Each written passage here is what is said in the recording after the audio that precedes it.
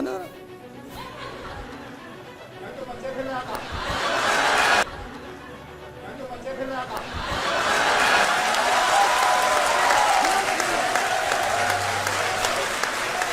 पता नहीं किसने डाला, कहां से घुसा। अब पता नहीं किसने डाला, कहां से घुसा। एक चीज पूछ सकता हूँ? हाँ। मिलनी समझ के तो नहीं पकड़ा था, मिलनी समझ के तो नहीं पकड़ा था।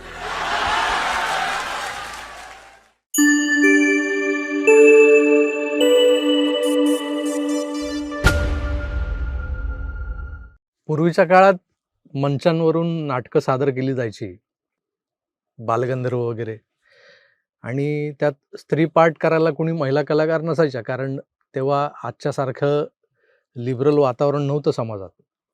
कुणीतरी गोरागोमटा शेलाट्या बांध्याचा पक्या किंवा पम्या पकडायचा, त्याच्या चोळीत 2 संत्री कोंबायची की झाली त्या नाटकाची हिरोईन तयार. पण हे असल्या नाटकातले नटही भलतेच आंबट शौकीन असायचे. स्त्री वेशातल्या पक्या पम्याला बघून हे चेकाळायचे, हळूवार मारायची मिठी असं दिग्दर्शकांनी सांगितलेलं असायचं. पण ती मिठी ते कचकचून अशी मारली जायची की खाली एक फुल ऑरेंज ज्यूस विदाऊट शक्कर तयार असायचा. तर मला हे गावठी रंगायन आताच का आठवलं, तर काल माझ्या पाहण्यात असाच एक प्रसंग आला.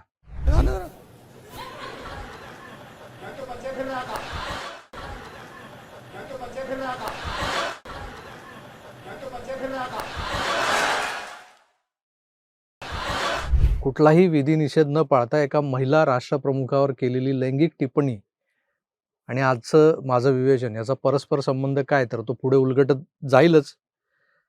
त्याआधी काही गंभीर मुद्दे तुमच्यासमोर मला मांडायचे. कुठल्याही प्रगतिशील राष्ट्रातल्या प्रशासनाला हाताळणारी जी सत्ता असते, जे सत्ताधारी राजकीय पक्ष बसलेले असतात, त्यांचं काम जे असतं ते काम त्यांना करण्यापासून रोखणं हा एकमेव अजेंडा युरोप अमेरिकेतल्या काही संस्था, ज्यांना सोशल सायन्सवर अभ्यास करणाऱ्यांचा एक गट चालवत असतो, अशा या संस्था. पण या संस्थांचे खरे आधारस्तंभ कोण असतात, तर फिलांथ्रोपिस्ट. उच्चारायलाच अवघड अशी टर्म आहे. साध्या सोप्या भाषेत ही टर्म समजून घ्यायची तर जगाचा उद्धार करायला निघालेले हे लोक, म्हणजे त्यांना फिलांथ्रोपिस्ट असं काहीतरी म्हणतात. जॉर्ज सोरोज हे नाव तुम्ही विकिपीडियावर सर्च करा, त्यात त्याचा बायो येतो. त्यात ठळकपणे लिहिलेलं आहे की हा एक फिलांथ्रोपिस्ट आहे म्हणून. Ford Foundation, Rockefeller Brothers Fund अशा काही नामचीन संस्था आहेत, ज्या जगप्रसिद्ध असे Nobel award, Ramon Magsaysay award यांना स्पॉन्सर करत असतात. जगभरातल्या सर्वसामान्यांना त्यांचा खरा अंतस्थ हेतू कधीच कळत नाही, आजवर कळला देखील नाही.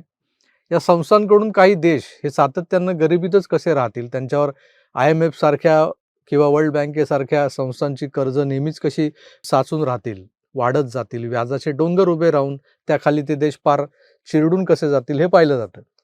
अर्थात यांच्या टीममध्ये काही उद्योगपती देखील सामील आहेत. उद्योगपती कोण? ज्यांच्या शस्त्रास्त्र निर्मितीच्या फॅक्टऱ्या आहेत. तर आज व्हिडिओच्या सुरुवातीला एवढी प्रस्तावना देण्यामागचं कारण असं आहे की काल 13 ऑगस्टला लोकसभेच्या पावसाळी अधिवेशनाचं सूप वाजलं.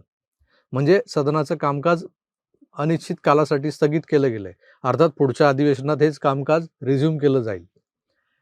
पण हे जे यंदाचं पावसाळी अधिवेशन नुकतंच संपलं, त्या अधिवेशनात 25 कॅलेंडर दिवसांचं कामकाज होतं. म्हणजे सुरू झालं 20 जुलै 2026 रोजी ते 13 ऑगस्ट 2026 पर्यंत हे चाललं आणि त्यात 19 बैठका झाल्या.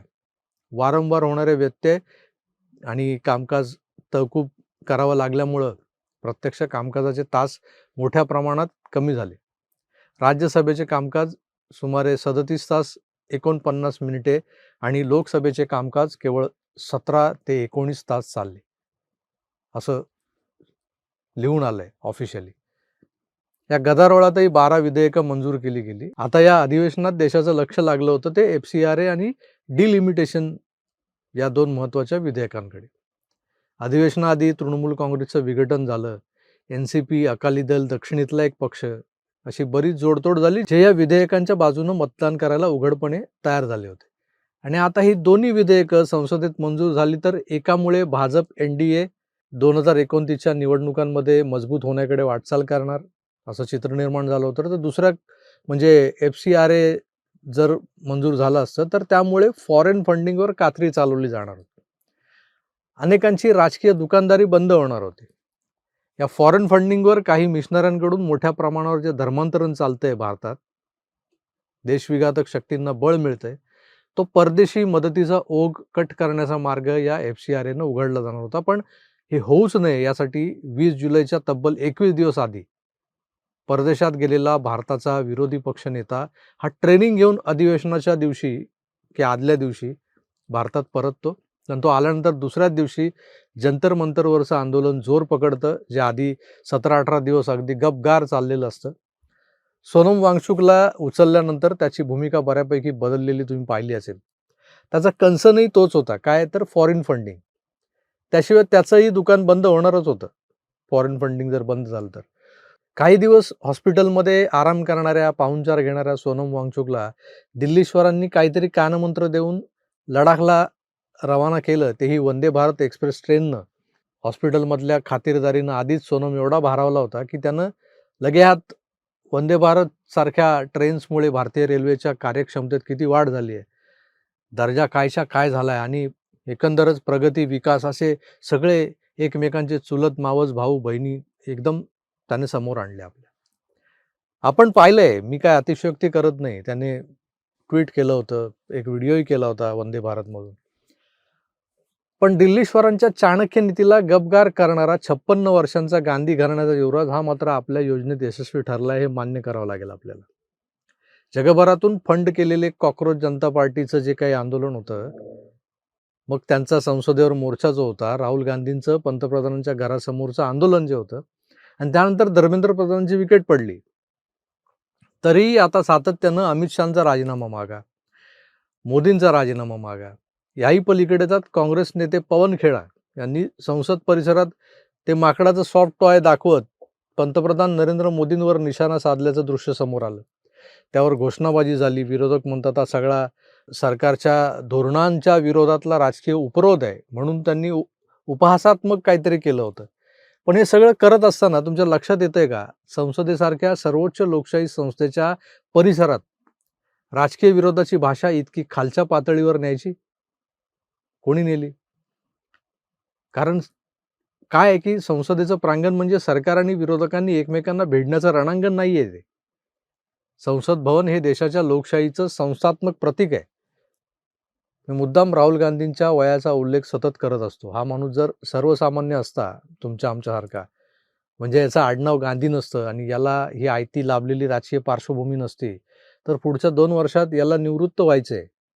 येतंय का लक्षात तुमच्या? आता 56चा आहे, 58ला रिटायर्ड. म्हणजे एका बाजूला याचं करिअर संपत आलेलं आहे, उमेदीचा आणि उमेदवारीचा दोन्ही काळही संपत आलाय. पण हा बाबा देशाबाहेरच्या आकांच्या इशाऱ्यावर नको नको ते चाळे करून सत्तेतल्या लोकांना खाली खेचायला बघतोय. याला पंतप्रधान व्हायचं, तिथे बसायचंय. हे लोक जे आहेत, जे डीप स्टेटवाले, सोरोसी पिलावळीचे, त्यांनी असा नमुना निवडलाय हस्तक म्हणून की विचारता सोय नाही. काल यांच्या पक्षाचा मेळावा झाला, त्यात त्यानं काय काय फालतू विधानं केली आहेत. पण सगळ्यात घाणेरडा प्रकार त्या संदीप दीक्षितला आहे, पप्पूनं मारलेली मिठी. आता ती नुसती मिठी मारली असं काय नाही, तो जे काय बोललाय नंतर ते पण बघा आणि ऐका, त्यांची भाषा ऐका.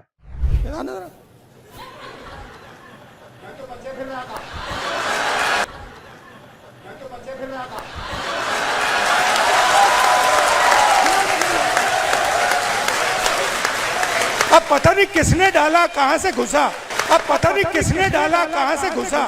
एक चीज पूछ सकता हूँ? हाँ. मिलनी समझ के तो नहीं पकड़ा था, मिलनी समझ के तो नहीं पकड़ा था. मित्रो, जंतर मंतरवरच्या आंदोलनकाऱ्यांवर म्हणजे पोलिसांनी एक्सपायर झालेल्या टियर गॅसच्या नळकांड्या फायर केल्या होत्या. म्हणजे नुसताच धूर. ते आपल्याकडं काही उगवते नेते असतात ना, ते रील्स वगैरे बनवतात, गाडीतून उतरतोय वगैरे, आणि ते त्या रील्समध्ये तो डायलॉग टाकतात ना, जाळ आणि धूर संगटच.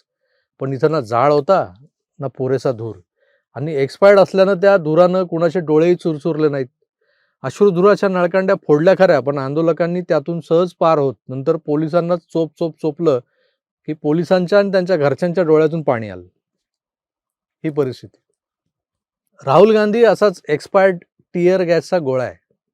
तो फुटला तर ना धूर येत ना अश्रू येत, पण या बावळटपणातून तो त्याच्यावर सोपवलेलं काम मात्र सहज साध्य करून जातो, याकडे आपण दुर्लक्ष करतो.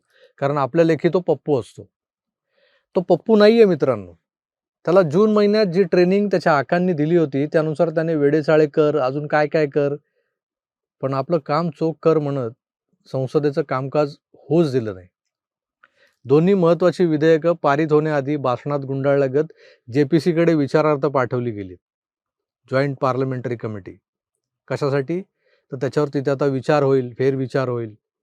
यात जिंकलं कोण? तुम्हीच विचार करा, जिंकलं कोण यामध्ये? दिल्लीतले 2 रथी महारथी की त्यांच्या सोबतचं युद्ध हे संसदेत संख्याबळाअभावी लढता येत नाही, हे समजल्यावर रस्त्यावर उतरलेला, हातात डुगडुगी घेत बोल जमुरे करत हा डोंबराचा खेळ दाखवू लागलेला युवराज. आता याला विरोधी पक्षनेता म्हणायचं का? कारण विरोधी पक्षनेता हा फक्त सरकार विरोधात घोषणाबाजी करणारा नेता नसतो. तो सरकारला प्रश्न विचारतो, तो त्यांनी सादर केलेल्या धोरणांची पर्यायी धोरणं मांडतो. तुमचं बरोबर नाही, हे कसं बरोबर आहे ते सांगतो. तो संसदेत तथ्यांसह सरकारला घेरत असतो आणि सर्वात महत्त्वाचं म्हणजे तो देशातल्या संसदेत लोकशाही मार्गाने होणाऱ्या चर्चेचा स्तर हा अभ्यासपूर्वक मुद्द्यांच्या जोरावर उंचावतो. पण राहुल गांधी यातलं काहीच करत नाही. तो सतत संसदेच्या बाहेर पळत असतो. त्याला संसद भवन प्रांगणात धरणी धरायची असतात. त्याला बॅनरबाजी, घोषणाबाजी करून मीडियात चमकायचं असतं. अमेरिकेत बसलेल्या त्याच्या आकांपर्यंत त्याला आपलं हे काम पोहोचवायचं असतं की बॉस देखो मैंने मेरा काम कर दिया. आणि खरोखरच या पावसाळी अधिवेशनाचा बोऱ्या वाजवण्याचं काम पप्पूनं बेमालूमपणे केलंय, हे मान्य करायलाच हवं. संसदेत तुमचं बहुमत, तुमचे राणा भीमदेवी थाटात बोलणारे आणि तेवढ्याच अभ्यासू तयारीनं बोलणारे नेते शेवटपर्यंत हातात कागद घेऊन वाट बघत बसले होते, पण एकट्या पप्पूनं त्यांना बोलण्याची संधीच मिळू दिली नाही. आदरणीय चाणक्यांनो आणि त्यांच्या सन्माननीय भक्तांनो, मान्य करा, तुम्ही भलेही त्याला पप्पू म्हणत राहा, पण तुम्ही उभा केलेला पप्पू हा खरंच पप्पू नाहीये. अजून काहीतरी आहे. पटलं तर घ्या, नाहीतर सोडून द्या. बघा. धन्यवाद. नमस्कार.